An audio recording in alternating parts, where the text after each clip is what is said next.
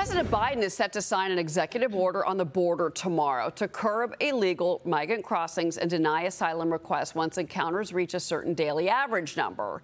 Now, those details are not completely known, but that is the reporting of what we expect from the president tomorrow. Meanwhile, the New York Post is reporting that the Biden administration has offered mass amnesty to more than 350,000 migrants since 2022 by terminating their asylum cases behind the scenes. I want to bring in Florida Congresswoman Laurel Lee. She is a member of the House Judiciary, Homeland Security, and Administration Committees. Congresswoman, good morning.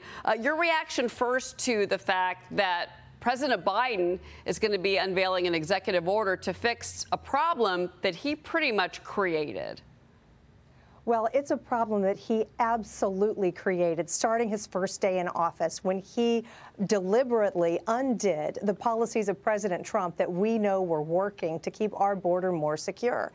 Quite simply, we've heard from Border Patrol agents that just implementing Remain in Mexico and ending catch and release would stop about 70% of these illegal border crossings. So one thing that I think is important to remember is that whatever President Biden is going to do tomorrow, he had authority to do 3.5 years ago. And instead, he did the opposite and implemented policies and allowed this utter lawlessness at our southern border that has led to where we are today, with millions of people coming into this country illegally and the myriad of problems that we see to America as a consequence of that. So whatever it is that he intends to do, it is too little, too late, and certainly appears to be only in response to the outrage of everyday Americans at the nature and the extent of this crisis. I want to ask you about some numbers that our brain room here at Fox came up with. And it's interesting because it calculates the number of known gotaways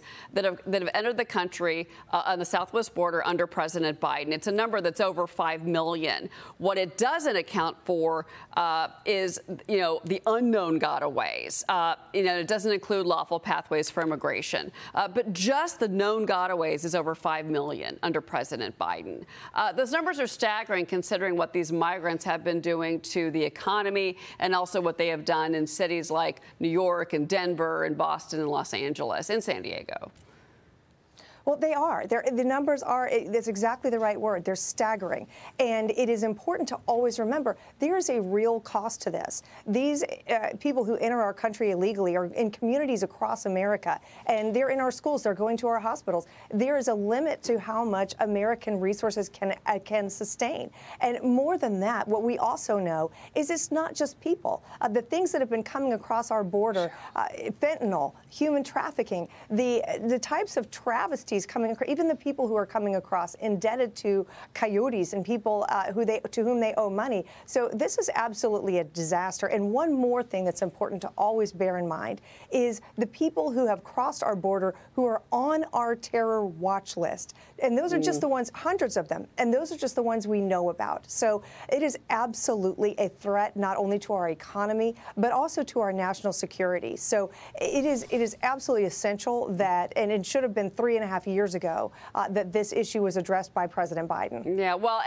and what it's getting mentioned to see what we get tomorrow from this EO is going to be what their threshold is. Oh, well, a couple thousand come over the border daily. Oh, that's okay. But once it goes over that number, then we're gonna clamp down. I think it's going to be kind of a non-starter. But I want to bring in my colleague Liz Peek. She's got a question for you really quick. Yeah, it's been discouraging to see that Democrats have actually been pretty successful in blaming Republicans for the impasse about border policy. How do you think this EO will play, and what are the Republicans messaging on? Yeah, you're totally right. Too little, too late. But are they going to win this battle? I mean, it's hard to imagine. Well, I believe we will. And the reason is this, because Republicans have been focused on this issue since the beginning of this Congress. And if you'll recall, we actually sent the strongest border bill in history over to the Senate right at the beginning of this Congress. And the Democrats in the Senate failed to act. Now, I know in recent history they want to talk about the supposed compromise border bill.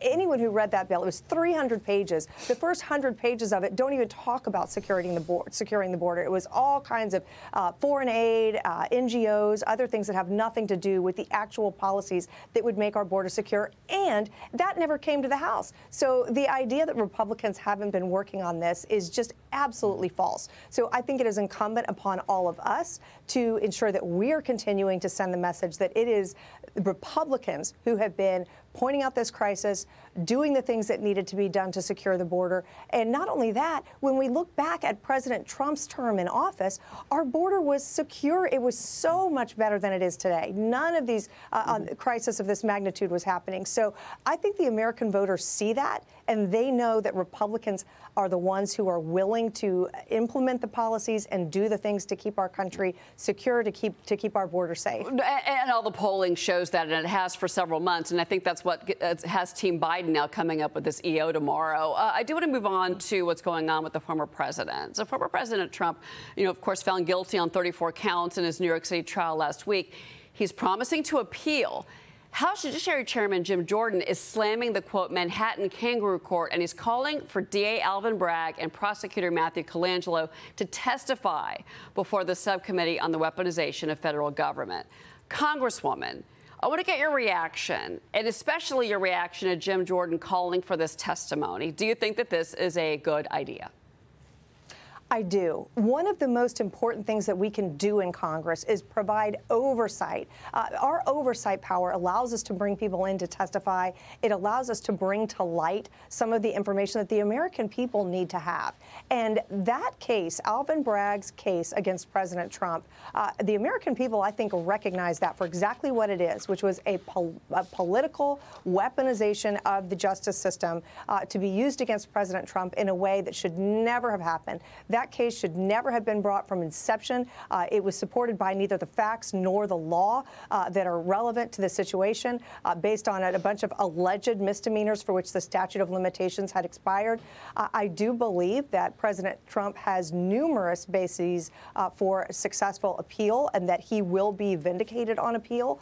In the meantime, though, for us in Congress, I think having the opportunity to question Alvin Bragg, to question those who were involved in the decision to bring this case about the things that got us here is very important. And the American people, I believe, deserve to know and deserve to see that brought to light, just as we've done with so many other special counsels, so many other instances with related to Hunter Biden and others, to make sure that those facts and that information isn't just buried away in somebody's desk drawer in New York, but the American people get to see it and get to see that sworn testimony. Well, Congresswoman, I asked them because, the clock is ticking.